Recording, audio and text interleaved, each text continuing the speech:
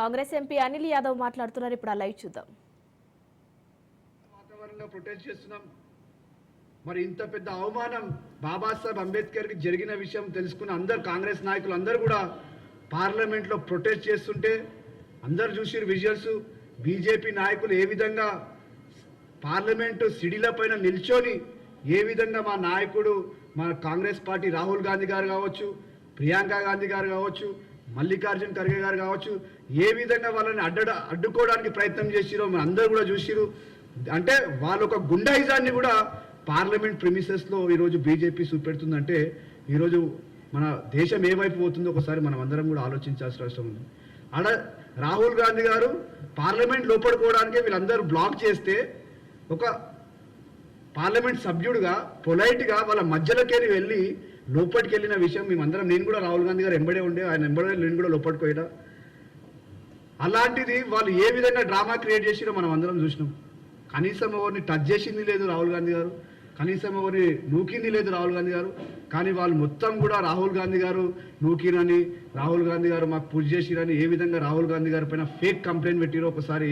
అంటే 75 years of constitution మనం celebrate చేస్తుంటే ఒక తోటి ఎంపీని ఏ విధంగా టార్గెట్, ఇదా కాన్స్టిట్యూషన్లో మనకు ఇచ్చిన రైట్స్ ఇవి? ఆ కాన్స్టిట్యూషన్ మనకు ఇస్తున్న మనకు రైట్స్ కావచ్చు, కాన్స్టిట్యూషన్ మనకి ఇస్తున్న స్వేచ్ఛ ఇదా?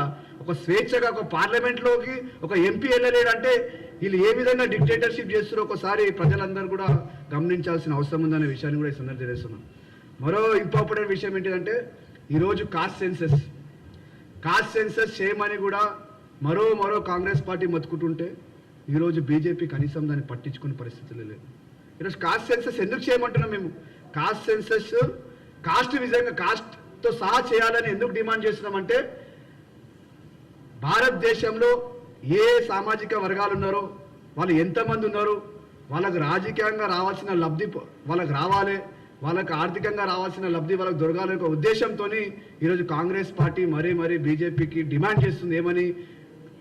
భారతదేశంలో కాస్ట్ సెన్సస్ కావాలి, దాంతోపాటు కాస్ట్ని కూడా దాంట్లో ఇంక్లూడ్ చేసి ఏ కాస్ట్ ఎంత జనాభా ఉందో కూడా భారతదేశంలో అందరికీ తెలవాలనే విషయాన్ని కూడా ఈరోజు ప్రభుత్వాన్ని కూడా మేము డిమాండ్ చేయడం జరుగుతుంది. మరొక్కసారి మేము డిమాండ్ చేస్తున్నాం, అమిత్ షా భారతదేశంలో బహుజన బిడ్డలందరికీ కూడా బహిరంగ క్షమాపణ చెప్పాలి, దాంతోపాటు మంత్రి పదవి కూడా ఇమీడియట్లీ రాజీనామా చేయాలని కూడా మేము డిమాండ్ చేస్తున్నాం. ఇప్పుడు బెల్లయ్య గారు మాట్లాడుతాం.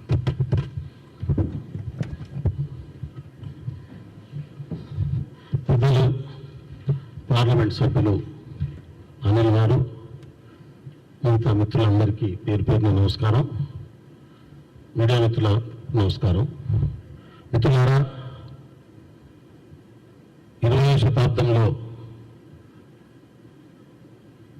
1940 నుంచి 50 మధ్యలో దాదాపు 100కు పైగా దేశాలకు స్వతంత్రం వచ్చింది.